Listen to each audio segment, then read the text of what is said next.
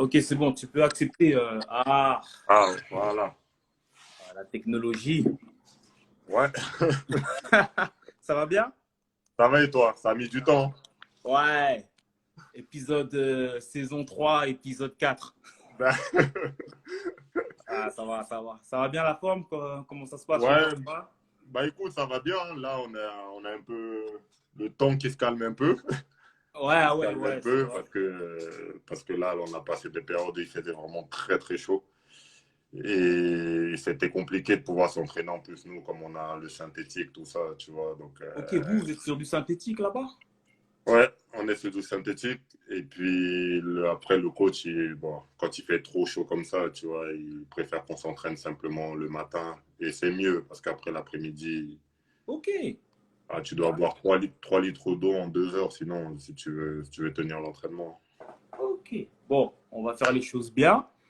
Donc, Ouais, déjà, moi, déjà, je remercie toujours parce que on a tous, surtout vous, vous avez des emplois du temps assez chargés. Donc déjà, merci de nous accorder un peu de ton temps. Merci pas de beaucoup, c'est souci. vraiment très, très, très apprécié. Euh, on se parle un peu là, mais on n'a jamais vraiment le temps de bien échanger. Donc là, j'en profite devant un petit public pour déjà te remercier. Franchement, ça nous fait vraiment plaisir.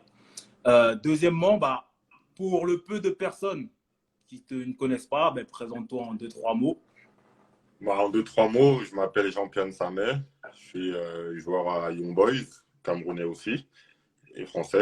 J'ai la double nationalité.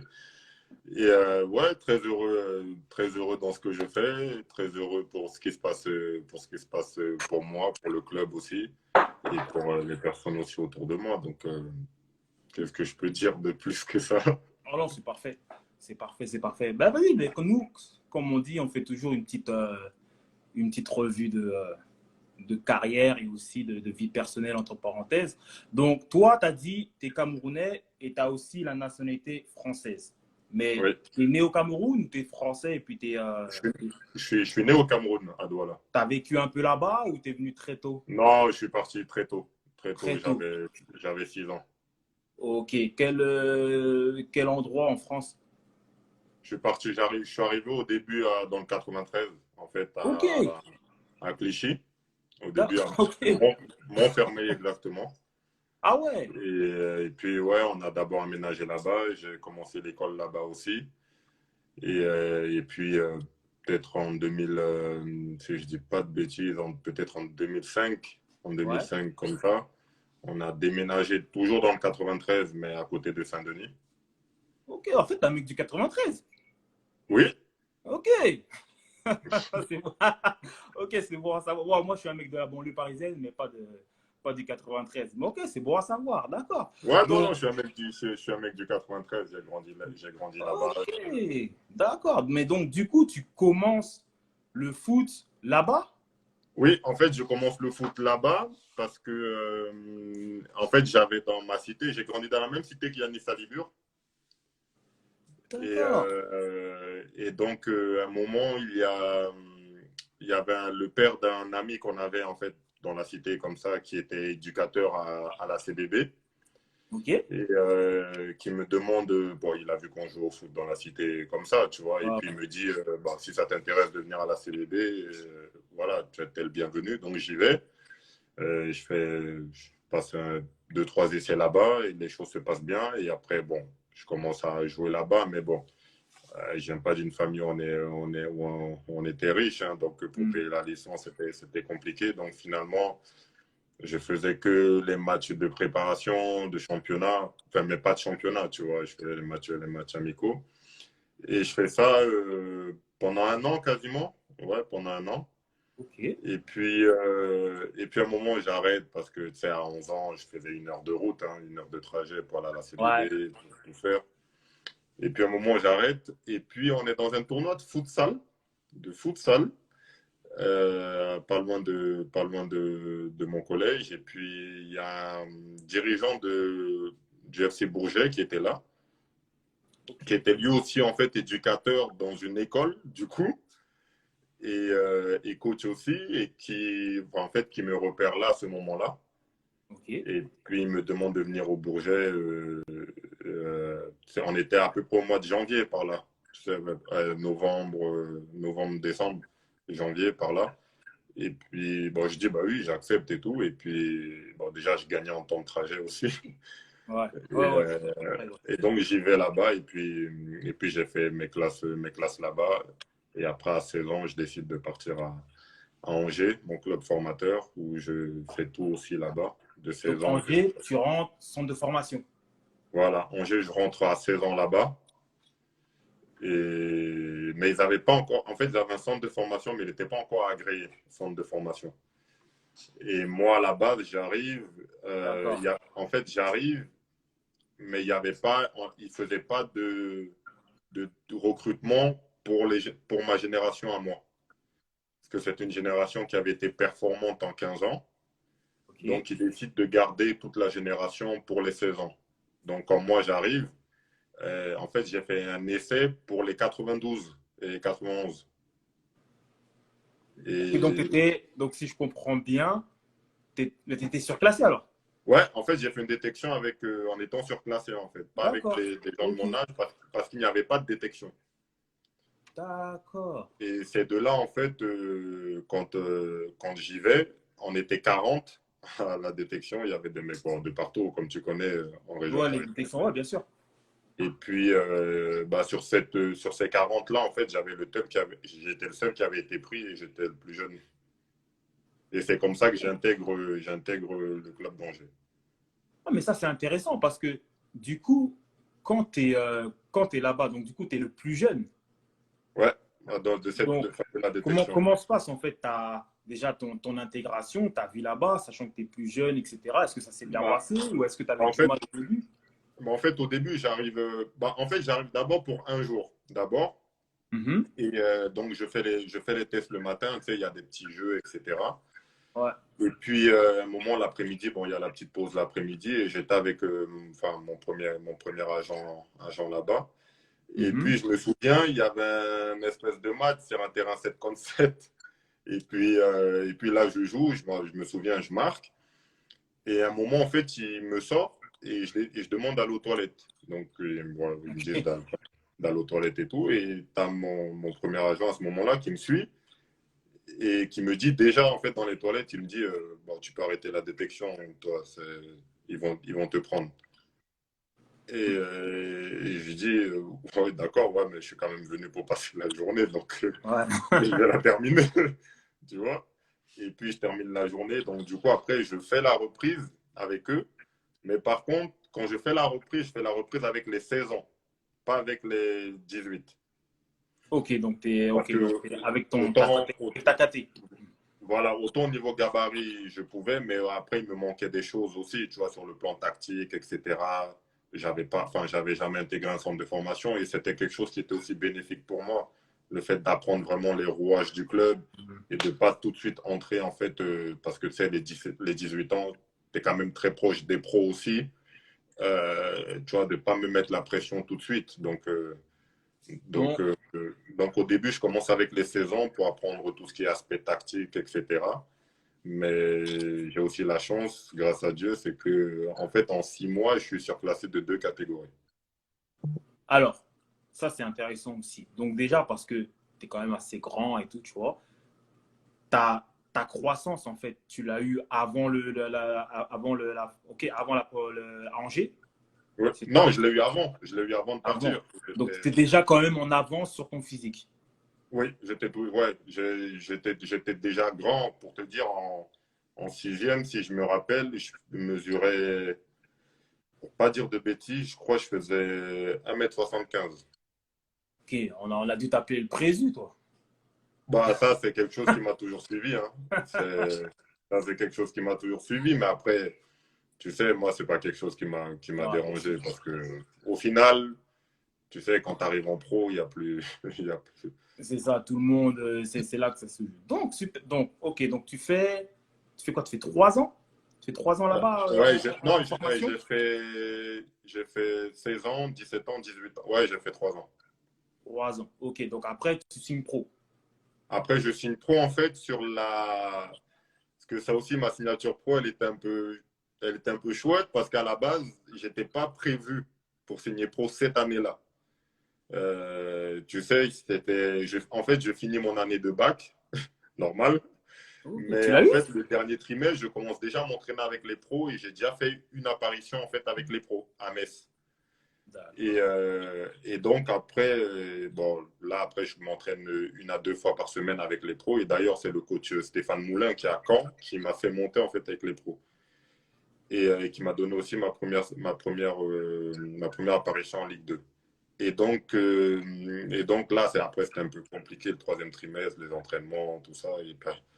Et en fait, à la fin, ben, je passe mon bac. Et puis du coup, il y a le camp d'entraînement des pros qui arrive. Parce que tu sais, comme les pros, ils avaient déjà fini avant, au mois de mai à peu près. D'accord. Mais moi j'étais encore à l'école, tu vois, donc il fallait que je finisse l'école.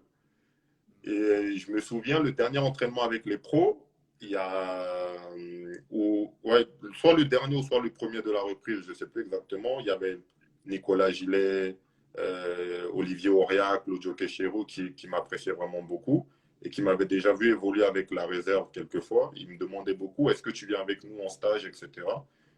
Je dis, moi, je ne sais pas, moi, j'ai rien entendu.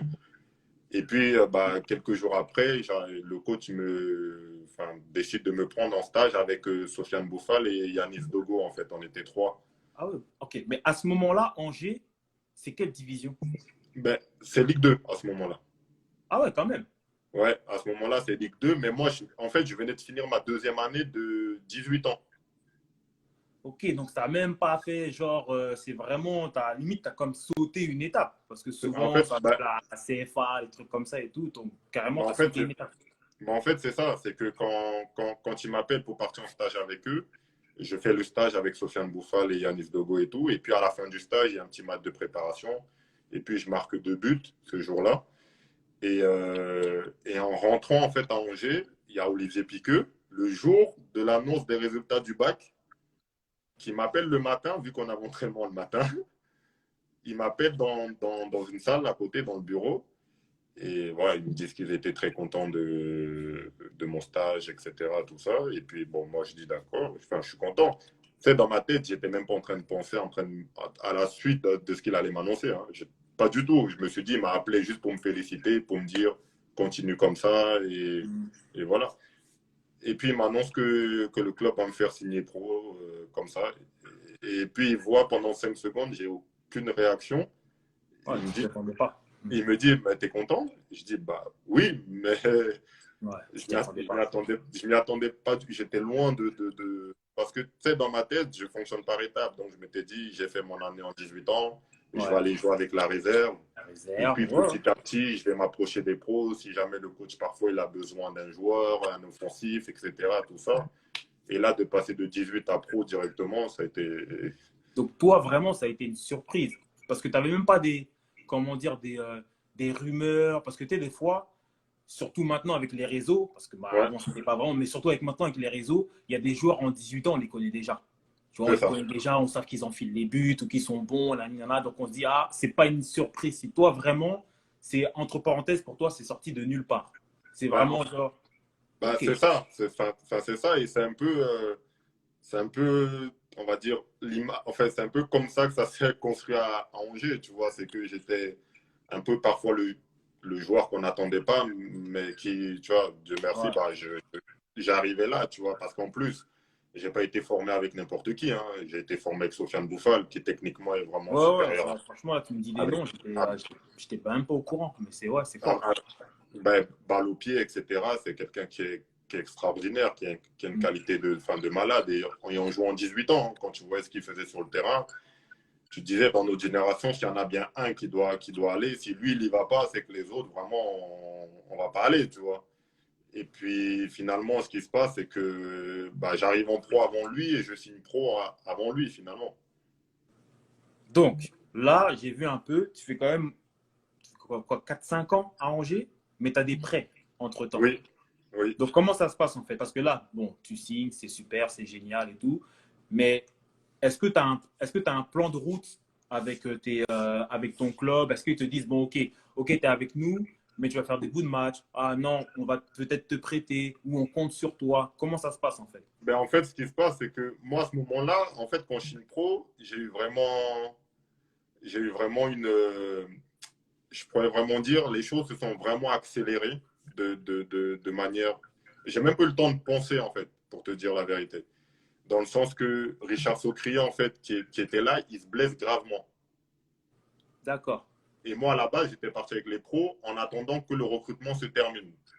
Tu vois, donc, un peu comme on peut faire aujourd'hui avec des jeunes, tu vas avec l'équipe première, Ouais, et ouais, puis après, quand le tu bouchais recrutement est les trous en fini, fait. Ouais, ok, d'accord, je vois, tu ok. vois, On avait besoin d'un attaquant, tu étais là, ok. c'est Ok. ça, c'est ça. Et en Très fait, bien. et puis finalement, ce qui se passe, c'est que bah, comme le stage se passe bien, bah, ils décident que le quatrième attaquant, ça sera moi, qui ne vont pas aller chercher un autre. Et donc, quand Richard Saucrier se blesse, Tu bah, en montes. fait, voilà, du coup, je monte. Donc, du coup, je suis constamment dans le groupe. Je suis constamment avec les pros, donc j'ai des bouts de match, je fais des rentrées, je joue 30 minutes, 15, 20, etc. Après, le lendemain, je joue avec l'équipe réserve, ce qui est normal. Et en fait, au final, ce qui se passe, c'est que bah, j'ai enchaîné, j'ai joué, je crois, si c'est plus de 20 matchs. Mais après, plus de 20 matchs, c'est pas 20 matchs titulaires, tu vois. J'ai joué titulaire à Arles-Avignon, j'ai joué titulaire contre Nantes à la Beaujoire. Je marque mon premier but contre Auxerre, alors on est mené, on est à 10 contre 11. Le coach, il me fait rentrer à la 86e et puis je marque le but du 2-1 à la 88e, par exemple. Tu vois, donc en fait, les choses s'accélèrent d'un coup. Et puis à la fin de la saison d'après, ça a été le premier coup dur dans le sens que là, du coup, je me projetais un peu plus. Tu vois, je me disais, bon, j'ai vu Calme-toi. comment ça s'est passé la première saison, etc. Et là, le club, il décide en fait de m'envoyer en prêt à Carquefou. Arco Fou, c'est quelle division? Bah, ils étaient en national à ce moment-là. Ok, ouais. Et j'ai pas trop mon mot à dire parce que, en fait, je pense que j'ai été mis dans un deal parce que Romain Thomas devait arriver à Angers. Et donc, en contrepartie, ils envoient des jeunes. Mais voilà, j'y suis allé, mais ça s'était pas du tout bien passé cette année-là. Ça s'est pas bien Après, passé parce que tu n'étais pas dans le plan du coach là-bas? ben, c'est que quand je suis arrivé, je pensais être dans son plan. Et donc, je commence bien. Sur les matchs de prépa, je marque 3 buts sur les 5 matchs.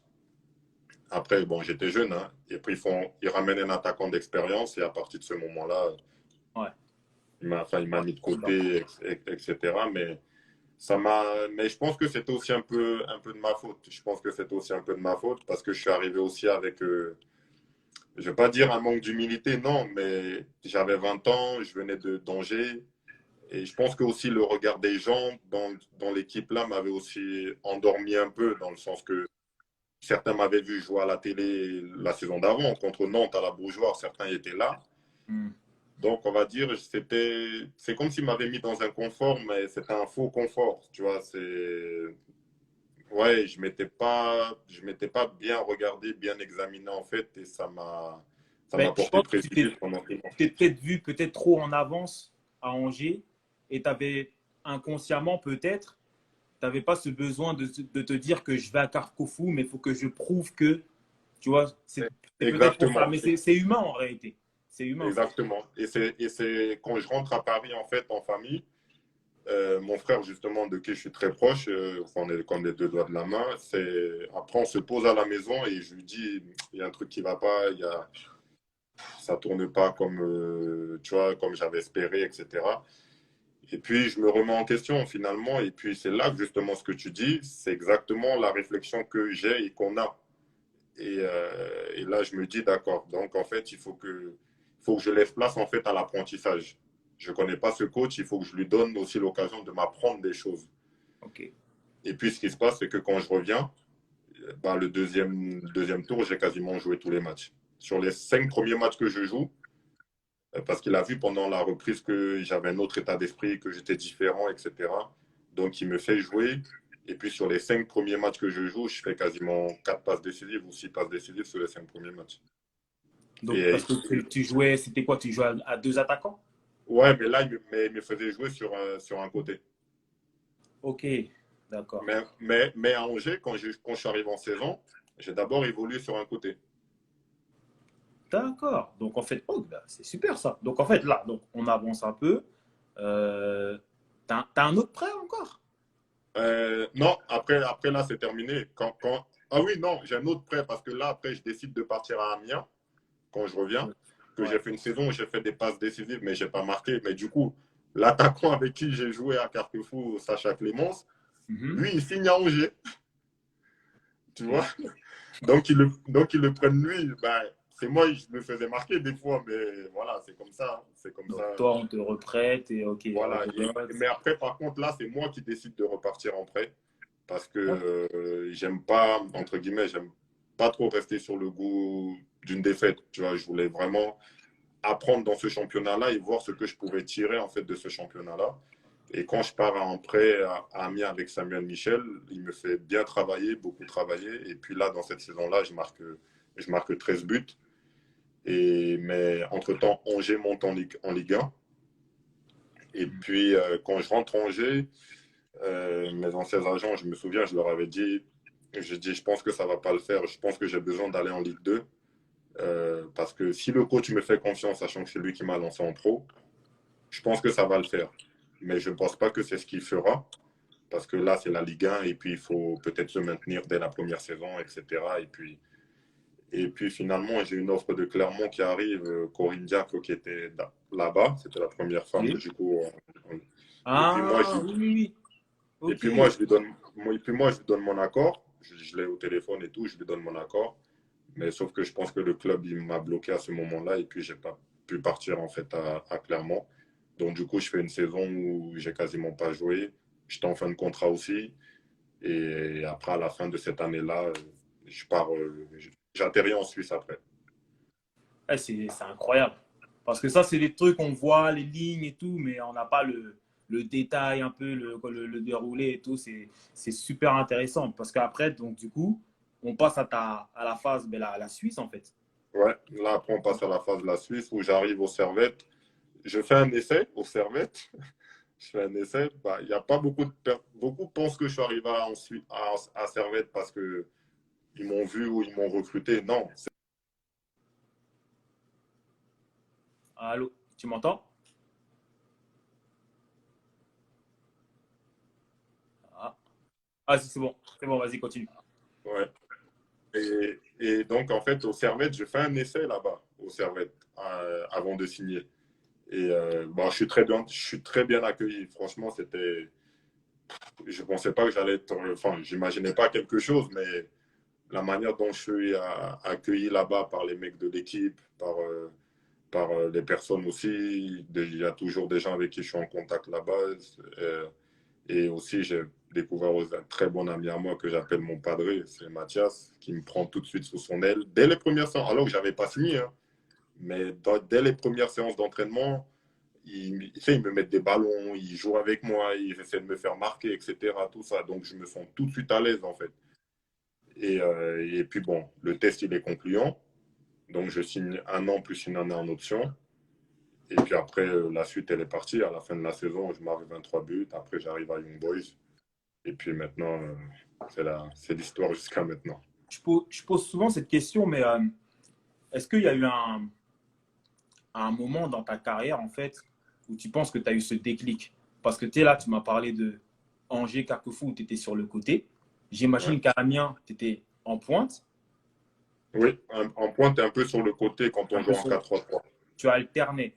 Ce déclic, parce que en réalité, on ne s'en rend pas compte, mais même à Servette, quand je vois les stats, c'est pas un but pour un match, mais on est pas loin de ça. Tu vois, tu Ouais. marques énormément de buts.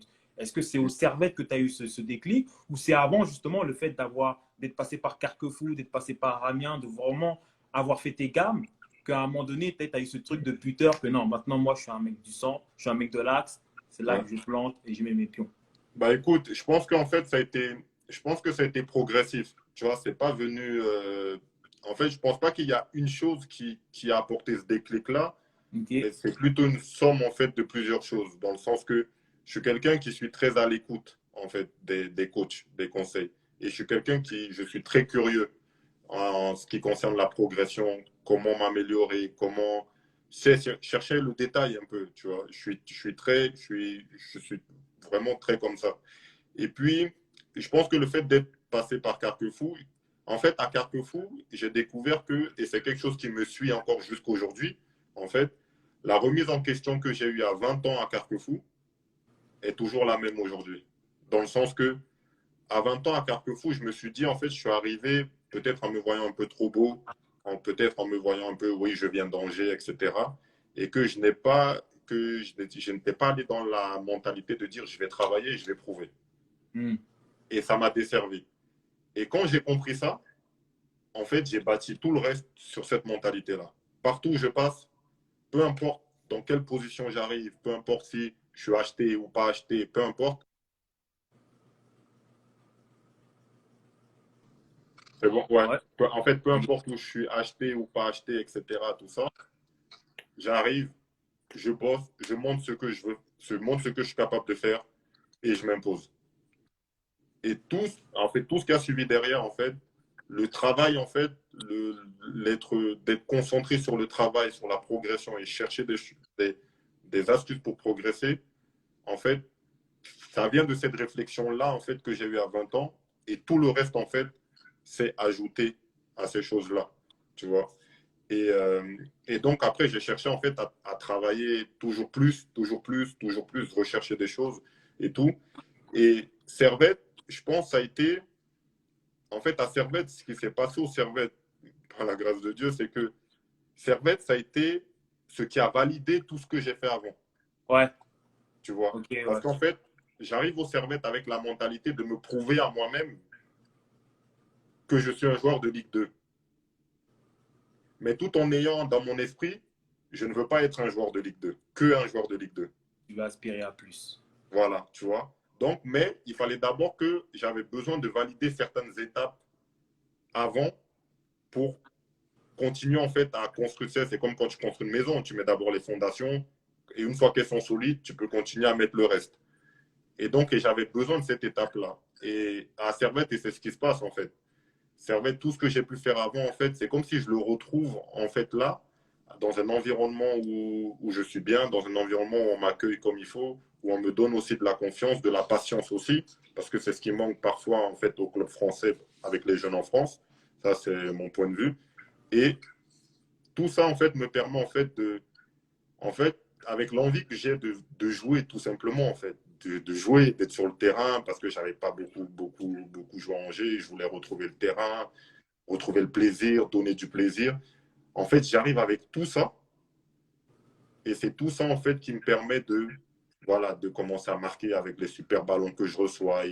Et après, là-bas aussi, je rencontre aussi le coach adjoint qui est toujours là-bas, Boyan Djimit, justement, qui est là-bas, avec qui parfois, ça fait partie de mon caractère. Parfois, je suis quelqu'un, j'impose les choses, dans le sens que si en fait je sens que j'ai besoin de ça, de travailler devant le but, de faire quelque chose, etc., même si le coach ne veut pas, en fait, je vais tout faire en fait pour imposer cette chose-là, parce que, pas pour imposer dans le sens que je m'en fous de tout, mais de faire comprendre que j'ai besoin de cette chose-là et qu'il faut que Ouais. je travaille pour pouvoir progresser. Et en fait, Boyan, il comprend parfaitement ça. Donc, tous les jours à l'entraînement, 5-10 minutes, on fait des travaux de finition, mais sur différents aspects, pas que la même chose. Le contrôle de balle, la première touche, la finition, chercher des angles, etc.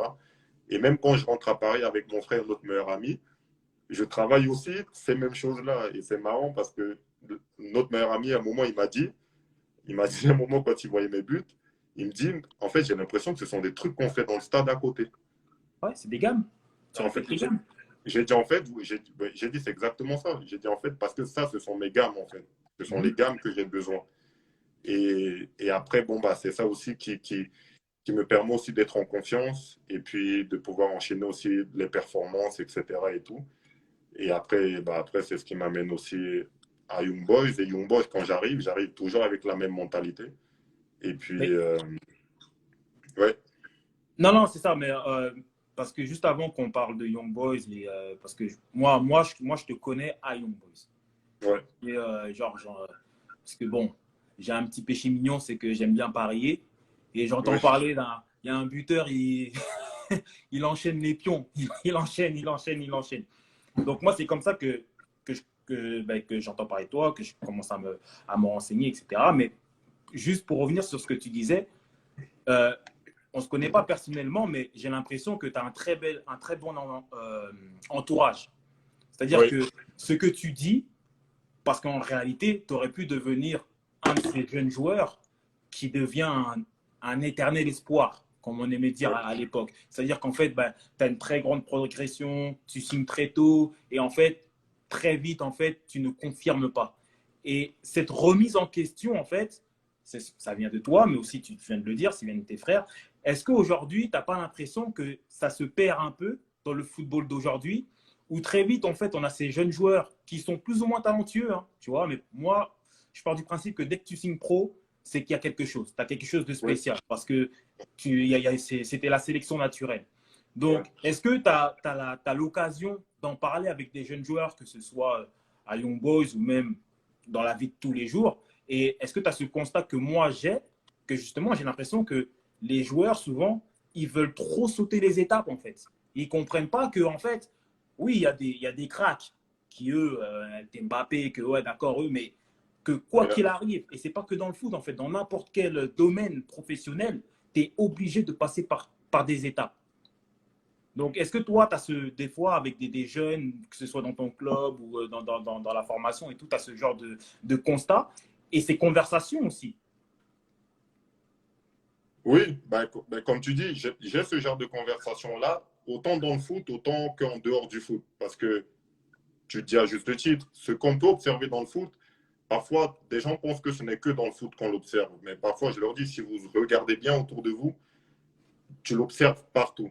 Donc, ce que moi je dis, la première chose que je dis des fois à des jeunes, c'est que tu as beau avoir le talent, mais le talent, en fait, ça ne va pas suffire. Si tu penses que tu vas construire ta carrière que sur ton talent, bah, soit Mbappé, soit Ousmane Dembélé, soit Erling Haaland, soit Jadon Sancho, soit tous ces joueurs-là. Et même eux, je pense qu'ils travaillent un minimum. Donc, Bien sûr. donc Oui, si même eux travaillent un minimum, mais toi, tu ne veux pas travailler, c'est sûr que ça va durer un temps.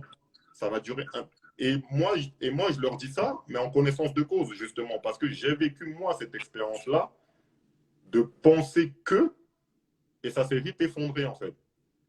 Donc, et c'est pour ça qu'aujourd'hui, quand il y en a qui me posent des questions, et c'est très compliqué de faire ça comprendre à des jeunes, parce qu'à partir du moment où tu leur parles de patience, de ceci, cela, ils ont l'impression que tu es en train de leur dire que tu es nul, que tu n'es pas bon, que tu ne vas jamais réussir à faire ouais, quelque chose.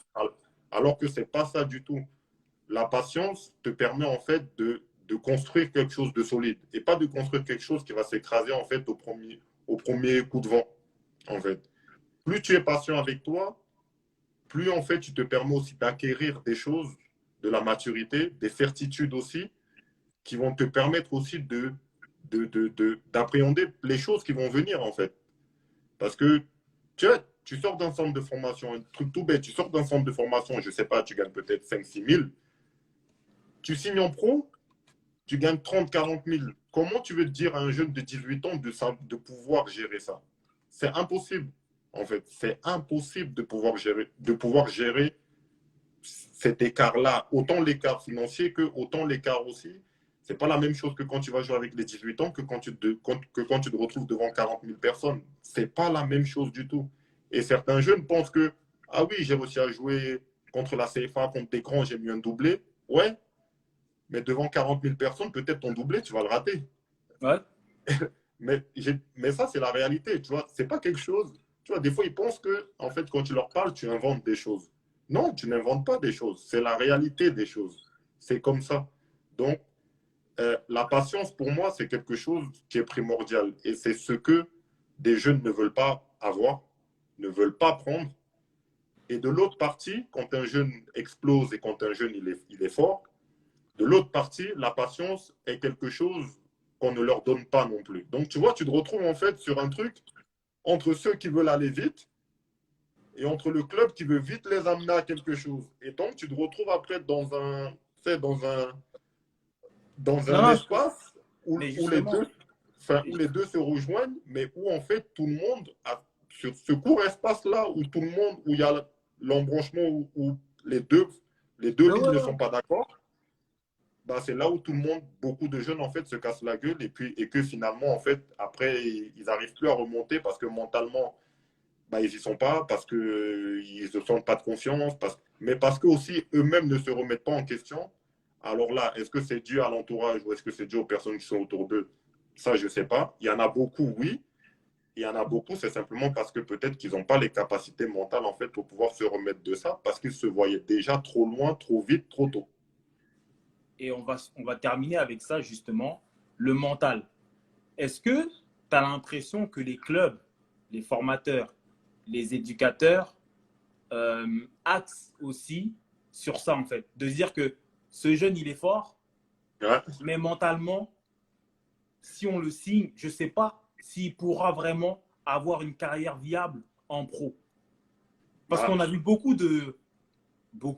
On a des exemples comme ça de joueurs. Moi, j'ai un peu joué et tout, des joueurs qui étaient extraordinaires en junior, tu vois. ouais. Et dès qu'ils sont arrivés, et pour beaucoup de raisons, hein. Ouais.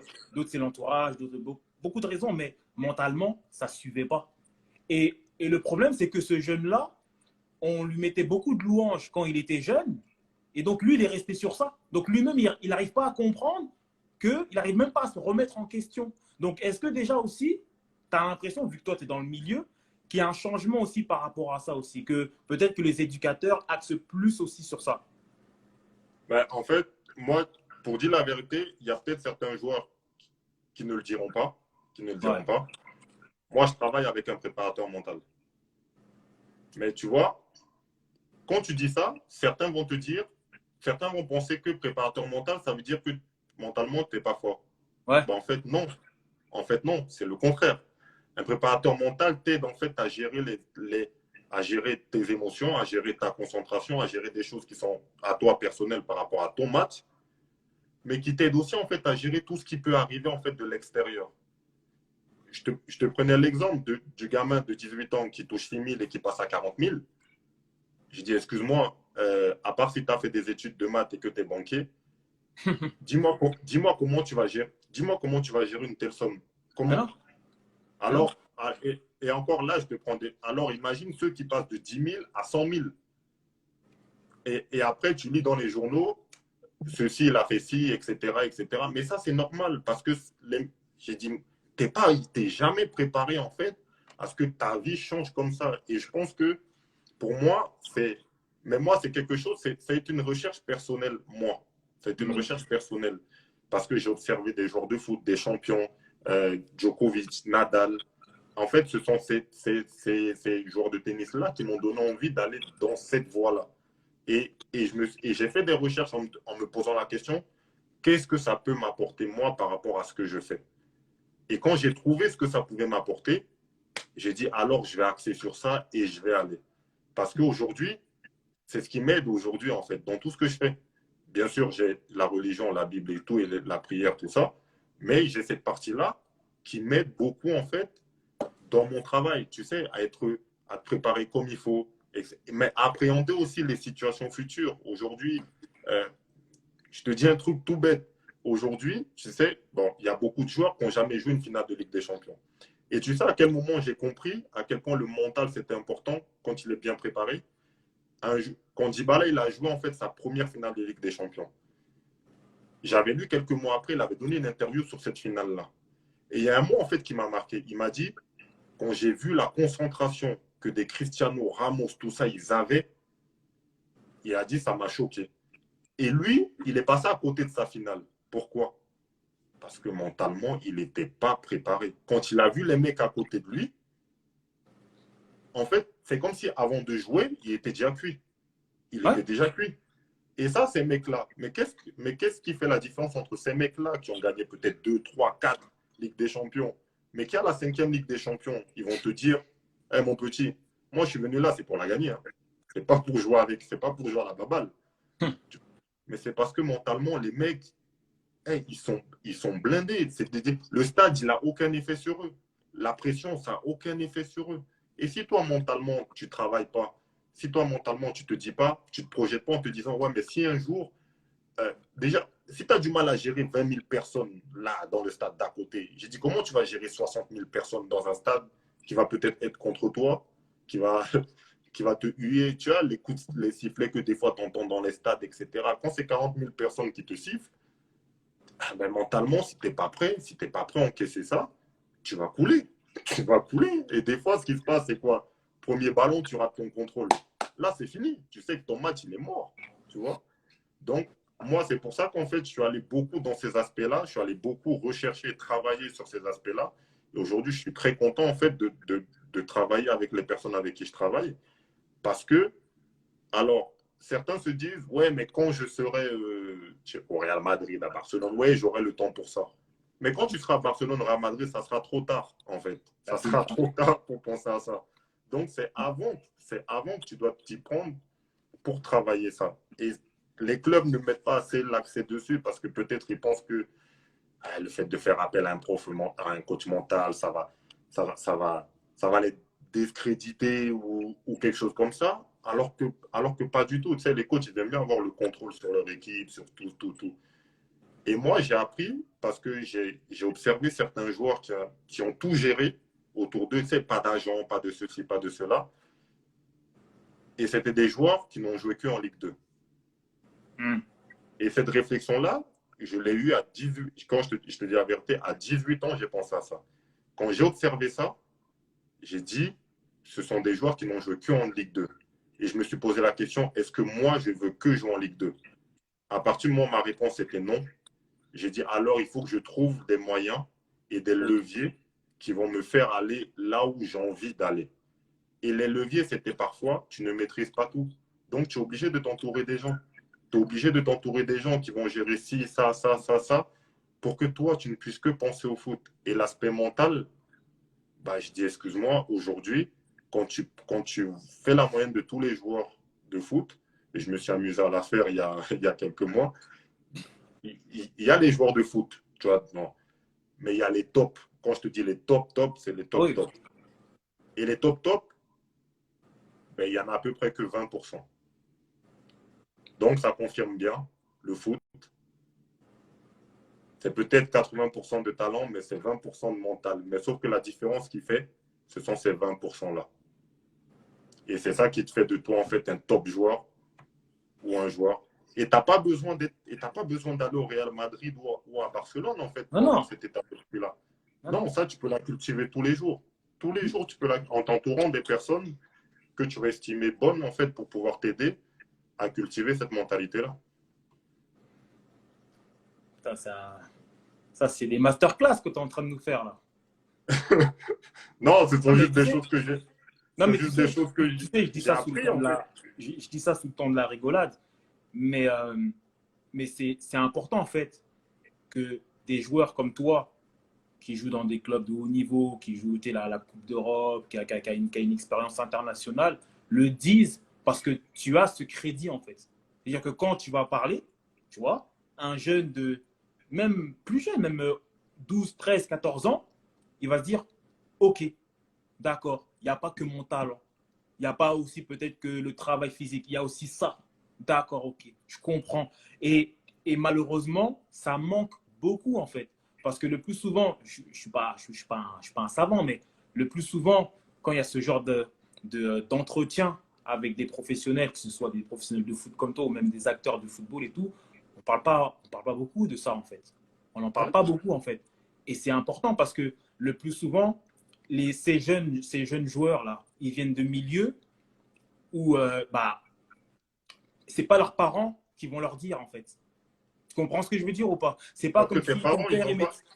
C'est ça, ils c'est ont pas comme pas, si en ton fait, père est médecin, donc toi aussi tu vas dans la médecine, mais c'est bon, tu as déjà deux trains d'avance parce qu'il y a beaucoup de choses qu'à la maison on t'a dit. Là, c'est des jeunes, ils arrivent, ils sont livrés comme ça au monde professionnel, mais qu'est-ce que tu veux faire? tu Et veux c'est rien super faire. important. C'est super Ben, important. ben, Donc, et c'est pour ça que tu disais à juste titre avant, l'entourage, c'est important, mais l'entourage, en fait, il ne se choisit pas tout seul. Tu es l'acteur, en fait, de cet c'est vrai, entourage-là. oui, oui, oui. Ouais, Donc, ouais. maintenant, c'est à toi de déterminer, en fait, bah, où est-ce que tu veux que ton entourage t'amène. Où est-ce que qu'est-ce que, en fait, ton entourage doit t'apporter, tu vois. C'est, si tu décides que ton entourage, c'est juste pour chiller, faire des vacances, bah, tant mieux. J'ai dit, ça, c'est ton choix. J'ai dit, moi, je ne remettrai jamais en cause quelqu'un qui décide de dire, ouais, moi, je veux que mon entourage soit là, là, là, là. Ça c'est toi qui décides. Moi, je me suis dit, en fait, je me suis dit un jour, je me rappelle, il y a un agent qui m'avait dit à 18 ans, il m'a dit, quel est ton projet? Qu'est-ce que tu imagines? Et je lui ai dit, je vais peut-être te choquer. J'ai dit, j'ai 18 ans. Je n'ai pas encore connu le monde professionnel. Mais mon objectif, c'est de faire partie de l'un des meilleurs attaquants du monde. Je lui ai dit ça comme ça depuis. J'ai dit, ça va peut-être te choquer, hein, mais c'est ça. Et sauf qu'aujourd'hui, tu vois, il y a beaucoup de personnes qui se diront, ah ben, t'as Young Boys. Ouais, mais je dis, bah, ton objectif, tu ne l'as pas réussi. Je dis alors, en fait, on peut le voir de deux manières. Tu peux dire, mon objectif, je ne l'ai pas réussi parce que tu estimes que je ne suis pas dans un club qui est reconnu en Europe, Alors, Première Ligue, en etc. première ligue, etc. Ou soit tu peux le voir d'une manière totalement différente. J'ai dit, grâce à mes partenaires et grâce à mon club Young Boys, il y a 2 ans, et Dieu merci, il y a 2 ans, j'ai fini 5e meilleur attaquant du monde. Est-ce que tu penses que mon objectif, je ne l'ai pas accompli? Selon moi, oui, je l'ai accompli. Et je n'ai pas eu besoin d'aller au Real Madrid ou à Barcelone. Mais parce que, à partir du moment où tu décides de travailler, en fait, à partir du moment où tu décides de t'entourer de gens pour t'aider, à partir du moment où tu suis les conseils aussi et que tu travailles, bah, tu t'offres le champ de possibilités, en fait. Tu t'offres la possibilité de faire plein de choses. Mais ça, c'est toi qui décides, tu vois. C'est comme, tu peux dire à quelqu'un, va courir, ouais, je vais te montrer comment courir, mais si je ne mets pas sur la ligne d'arrivée, tu peux rien faire. Il y a deux volets justement que je voulais aborder. Le premier, parce que bon, Young Boys, comme je dis, bon, tu casses la baraque, c'est là que tu as tes premiers trophées, on va dire, voilà, et tout. Et donc ben, les yeux se portent sur toi. Ouais. Je voulais que tu me parles, parce que j'ai vu une petite interview de toi et tout, mais je voulais que tu me parles un peu de ton expérience en Serie A. Parce que moi, quand tu pars en Serie A, j'en parle souvent dans les spaces sur Twitter et tout, je me souviens que quand tu signes en même temps qu'un autre attaquant que je suivais beaucoup, Thomas Henry. Ok. Ouais. En fait, je me demande, en fait, parce que c'est toujours une question que je me pose, je dis, mais quand tu signes en fait à Venise, en fait, comment ça se passe? Est-ce que les gars, ils te disent, t'es notre attaquant partant, ou ils te disent, bon, on a déjà un ou deux attaquants, à toi de prendre ta place, ou un peu comme il t'est arrivé plus tôt dans ta carrière, bon, c'est un concours de circonstances, tu arrives là, le coach, il ne veut pas forcément de toi. Donc, comment ça se passe? Parce que c'est quand que tu te fais, parce que tu te fais les croisés aussi, c'est avant ou c'est après? Ah non, non, le tendon d'Achille. Le tendon d'Achille? Putain de Oui. merde. Tu te C'est fais ça 6 mois. avant? Ouais, avant. Ok, vas-y, ben, je Avant. te laisse parler, je te laisse. Alors, là, il y a beaucoup de personnes qui vont peut-être apprendre des choses. Donc, en fait, quand j'arrive à Venise, déjà, je reviens de ma blessure au tendon d'Achille. Je fais toute la prépa avec Young Boys, etc. Et ça se passe bien. Et, et je suis content. Pour l'instant, il y a pas de départ, en fait, à l'horizon. Voilà. D'accord. Et c'est en fait la dernière semaine, bon, typiquement, là, le mercato, Ouais, là, panic buy, panic buy. voilà. Panique. Et en fait, on joue le mercredi, et puis là, mon téléphone commence à sonner des clubs en Italie, etc. Je dis, mais c'est bizarre. Puis je discute avec mon agent et tout ça. Et puis je lui dis, et après, on fait le dernier match de préparation, et la semaine d'après, c'était le championnat. Et moi, tu sais, je reviens dans une énergie full, tout ça. Et puis, mais, tu vois, en manquant un peu de discernement, tu sais, je reviens d'une grave blessure, donc peut-être qu'il faudra un peu de temps, etc. Tout ça. D'accord. Sauf que moi, je ne veux pas attendre parce que j'ai suivi l'équipe, etc. Tout ça, on est éliminé de la Coupe, on est éliminé de la Ligue des Champions. Enfin, je dis, voilà. Et puis, au même moment, je m'arrête et je me dis, ouais, mais attends, on est éliminé de tout ça. Combien de joueurs on est? Beaucoup. Combien d'attaquants on est? D'accord. Beaucoup. Alors, combien de matchs il reste par semaine? Un seul. Et comment tu fais pour satisfaire tout le monde? C'est pas possible.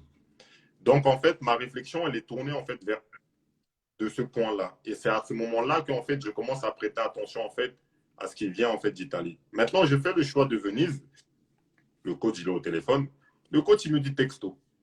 Tu viens, on sait qu'il va te falloir un peu de temps, mais dès que tu es prêt, tu joues. OK. Donc, j'y vais. Moi, ce qui était important, c'est qu'il sache qu'au début, je ne serais pas à 100%. C'était ça pour moi qui était important. Il m'a dit non, pas grave, etc. Donc, j'arrive à Venise.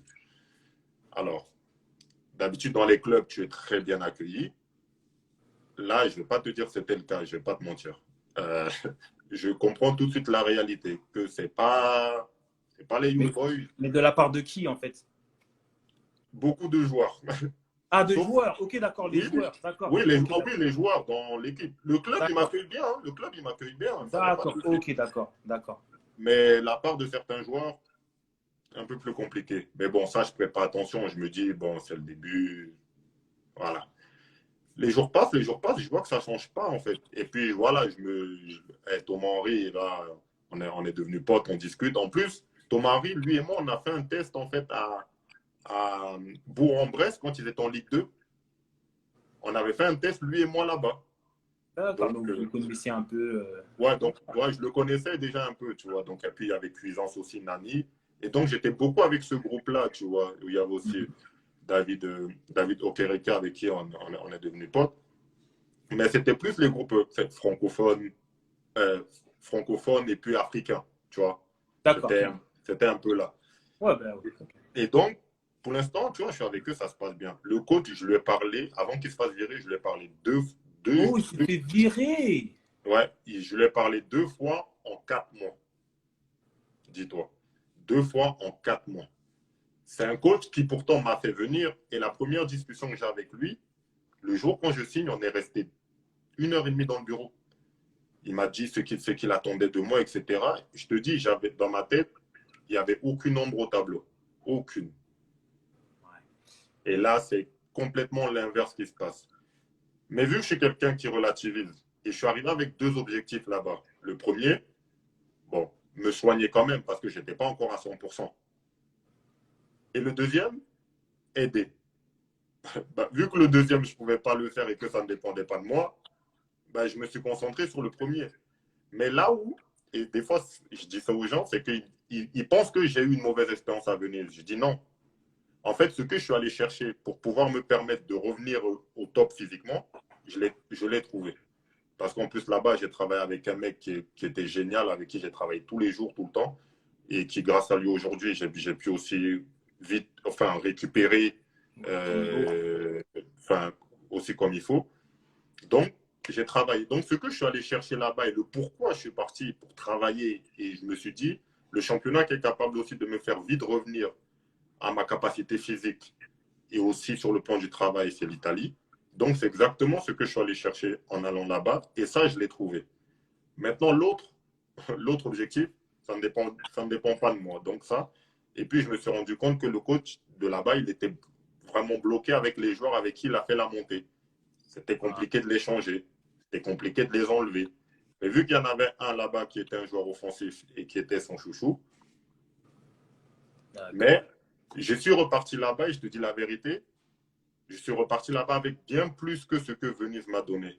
Parce que j'ai rencontré Luis Nani, c'est le Qui... Portugais. Ok, oui, d'accord. Ok. Ouais, Portugais, champion d'Europe. On a été très proches, lui et moi, on échangeait beaucoup, on faisait la route ensemble. Et moi, je te dis la vérité, la chose qui m'a le plus plu là-bas, c'est quand un mec comme Luis Nani, entre guillemets, t'approuve. Et bien moi, c'est tout ce que j'avais besoin en fait.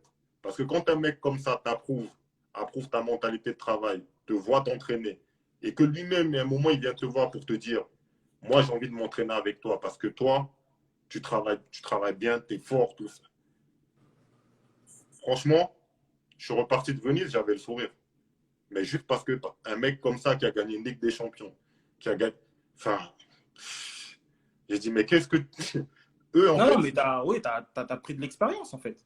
bah, T'as ouais, pris- voilà, en fait, j'ai pris de l'expérience et j'ai pris une motivation supplémentaire parce qu'en discutant avec un mec comme Nani qui te dit, je comprends, en fait, je comprends mieux ta personnalité et quand je vois ce qui a pu se passer pour toi, par exemple, au Young Boys, les performances que tu as fait, qui te dit, ça ne m'étonne pas, continue dans cette voie-là.